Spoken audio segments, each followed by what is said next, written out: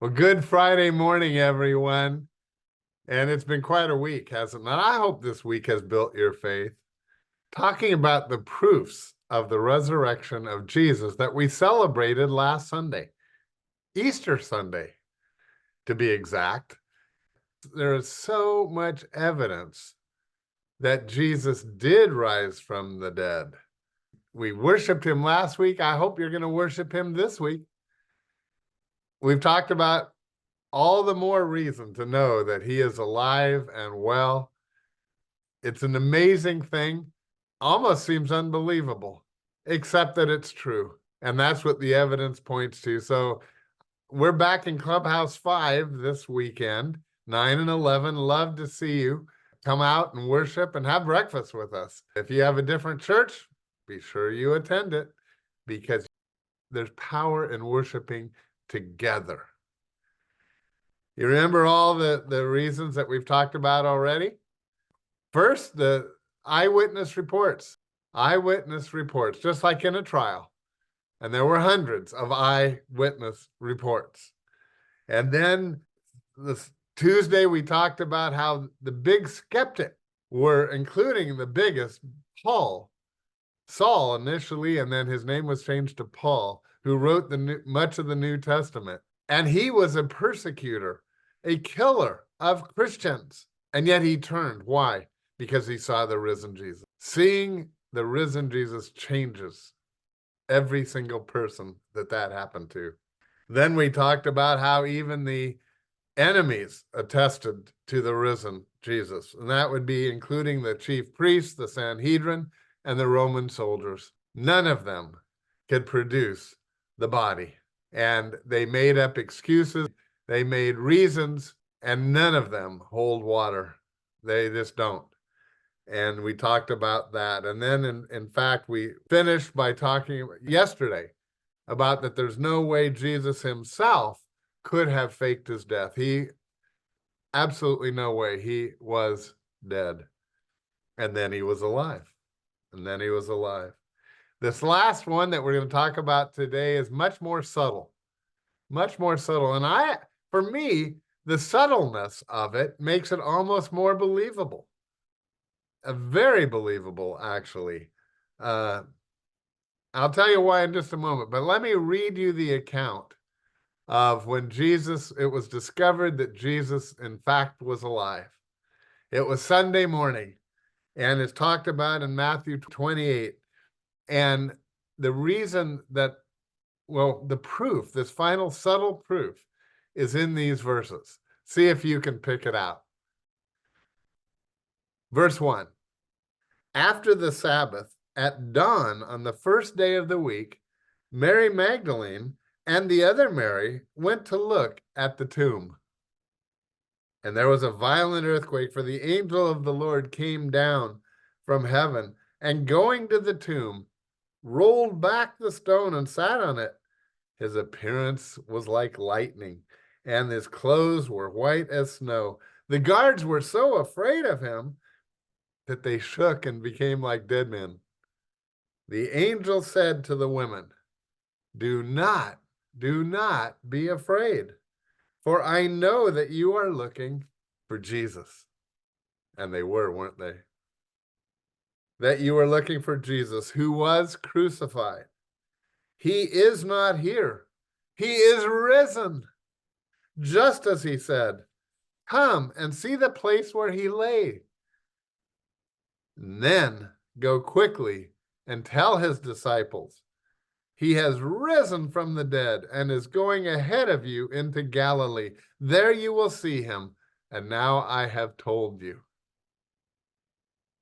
Did you catch you probably did not catch what is absolutely amazing about this account of what happened on that first Easter morning, when they found that he was risen from the dead. But here's what it was.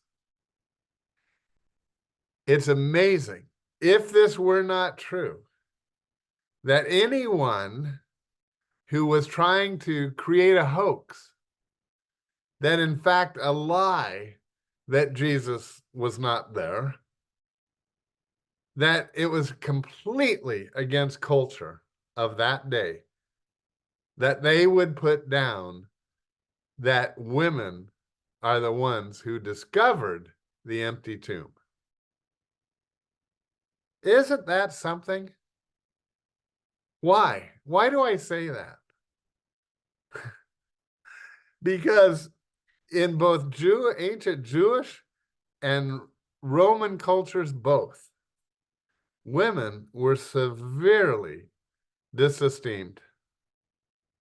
Their testimony was regarded as it wasn't even allowed in a court of law.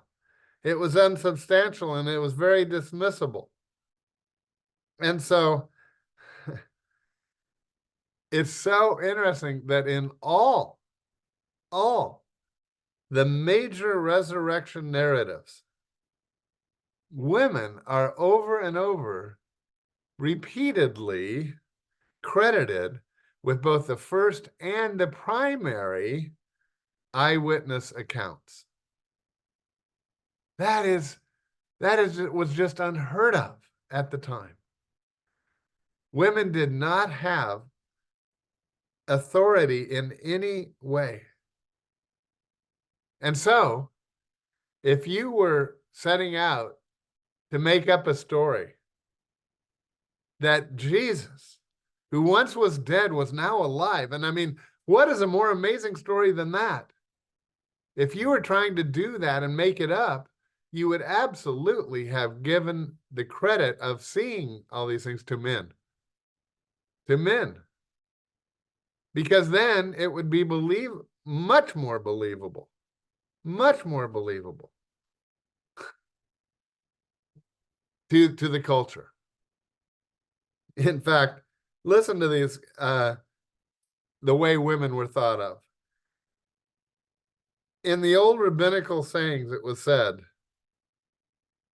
"Let the words of the law be burned rather than delivered to women." That's what they thought of women. And then they had another saying, blessed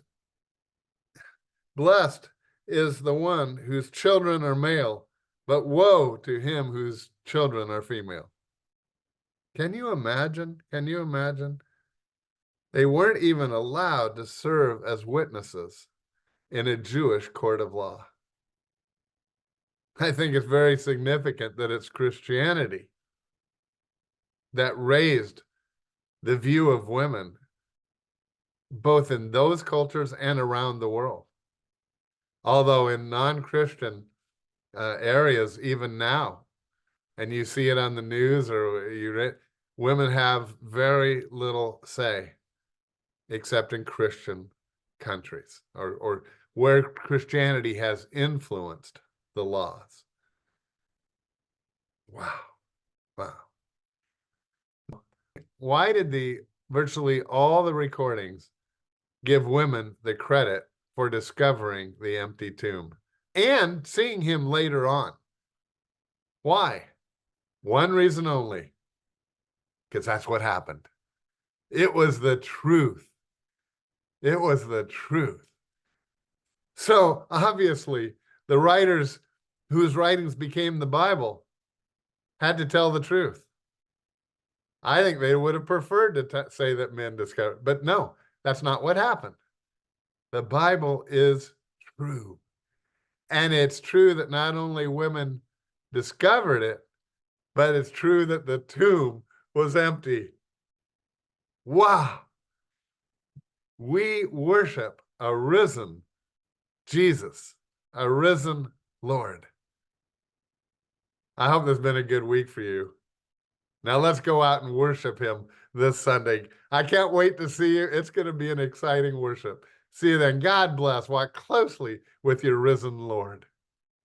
Oh, come to the Father through Jesus the Son, and give him the